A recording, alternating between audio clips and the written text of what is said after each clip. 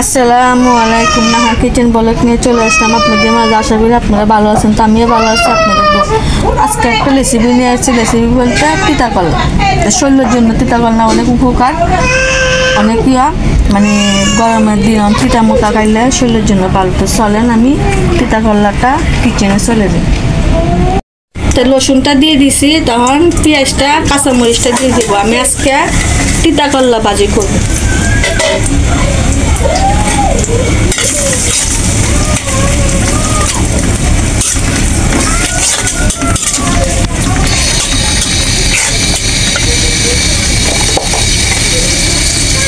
স্বাদ মতন লবণ। আপনারা তিতা কলা ভাজি মেজে একটু রসুন চাষা দিবেন, দেখবেন অনেক স্বাদ। যে কোনো ভাজির মাঝে একটু রসুন চাষা দিলে আলাদা মজা। আধা চামচ হলুদ, আধা চামচ ধনিয়া গুঁড়ো।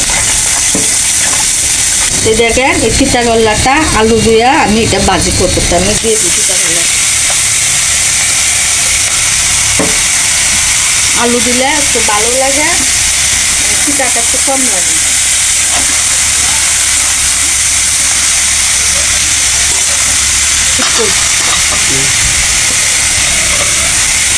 তাহলে আমি ঢাকনাটা দিয়ে দিই, 30 মিনিট পরে আসতেছি। তো দেখেন 30 মিনিট পরে চলে আসলাম। আমার তিতা কলা ভাজিটা হয়ে গেছে, এখন আমি নামাইয়া পারবো, নামাইয়া দেখাবো।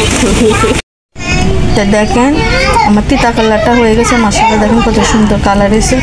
এরকমভাবে আপনারা বাসায় ট্রাই করেন, খুব স্বাদ, খুব মজা। আর গরমের দিন এখন তিতা কলাটা ভালো। তিতা কলা বা কোনো নিরামিষ এগুলার জন্য এখন ভালো।